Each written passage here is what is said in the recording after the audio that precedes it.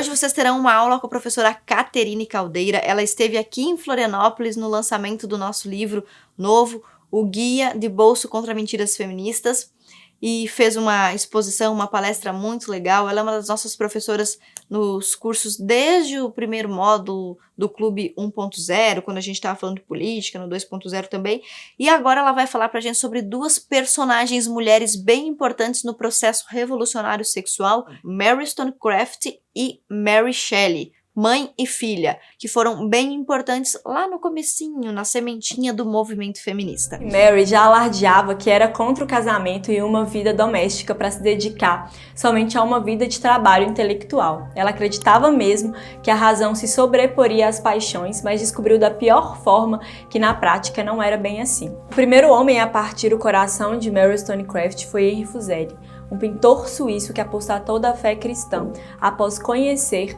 os ideais iluministas. Fuseli era casado, mas mesmo assim ele passava noites flertando e conversando com Mary sobre tudo, inclusive sobre sua vida sexual. Ela propôs a Fuseli e a sua esposa Sofia que ela fosse morar com ambos e que tivessem uma espécie de relacionamento a três. É claro que a esposa de Fuseli não acreditou nas intenções de Mary, então ela expulsa Mary de sua casa e a proíbe de se aproximar novamente de seu marido. Engraçado é que alguns anos depois, quando ela já havia se casado com William Godwin, aconteceu uma situação muito semelhante quando uma mulher apaixonada por Godwin fazia visitas constantes à casa do casal, no que Mary envia um bilhete, um recado para essa mulher pedindo para que ela se afastasse de seu marido e de sua casa.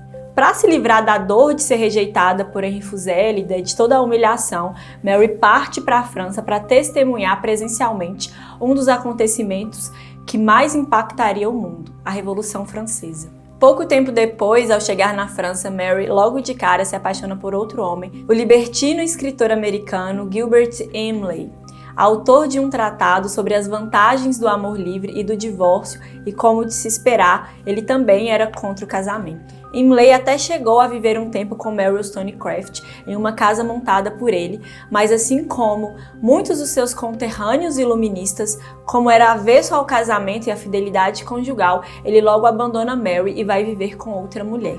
Quando Mary soube que Imlay a tinha trocado por outra, ela entrou em completo desespero e mais uma vez percebeu que a razão não dava conta de controlar suas emoções. Mary também advogava a favor das mesmas ideias imorais de Imlay e parecia não se dar conta de que Imlay apenas estava sendo coerente com o que ele acreditava e com o que ele defendia.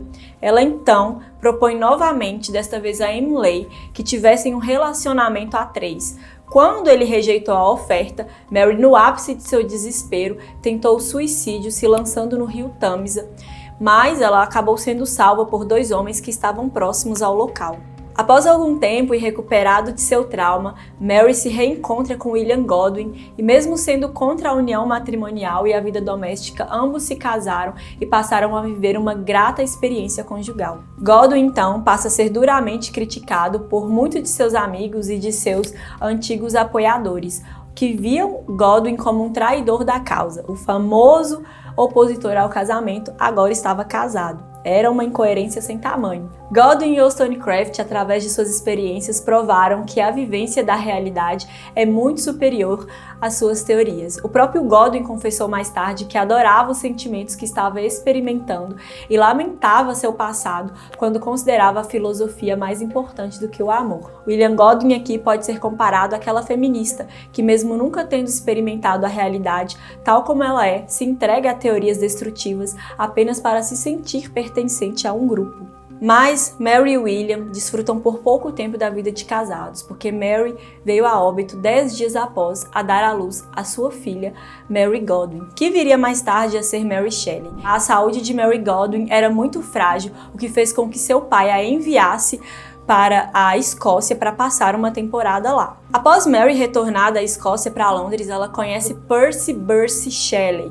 Shelley era rico, rebelde e revolucionário. Shelley se aproxima de William Godwin por causa de sua obra mais famosa, Justiça Política, a qual influenciou bastante os ideais e os pensamentos de Shelley, principalmente no tocante às ideias de amor livre e oposição ao casamento. Para a tristeza de Mary, ela descobre que Shelley era casado, só que isso não impediu ela de continuar se encontrando com ele e nem de cogitar a possibilidade de se juntar a ele mesmo assim.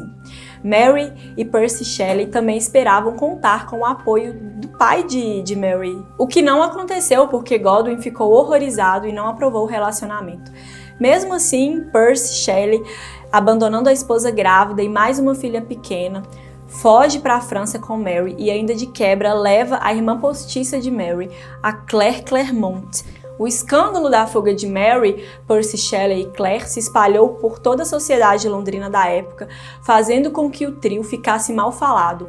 O grupo ficou conhecido como Liga do Incesto, porque tinha o boato de que Percy Shelley também se relacionava com Claire, além de se relacionar com Mary Godwin. É interessante notar como falta nas feministas, não importando a época em que viveram, um senso moral e uma compaixão pela dor do próximo, quando o que está em jogo são suas distorcidas ideias de liberdade e felicidade. Assim como Mary Shelley, que afirmava que ninguém deveria permanecer casado com alguém em virtude de regras sociais e que é preciso ser sempre fiéis às suas próprias paixões.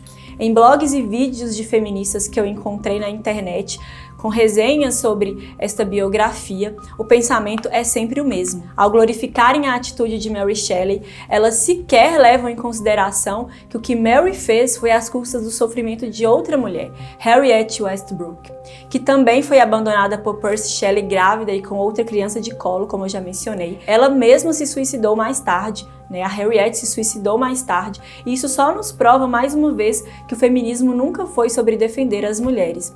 A tal sororidade, ela não existe. O que importa para o movimento é quebrar padrões morais, afrontar as normas sociais e promover uma revolução sexual na sociedade. Continue aprendendo sobre feminismo gratuitamente, assistindo a nossa aula espetáculo disponível no YouTube. Uma análise sobre a história das mulheres usando a música popular brasileira. Uma aula com mais de 1 hora de conteúdo.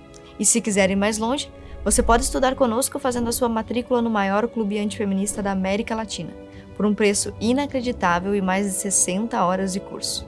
Acesse o site e saiba mais.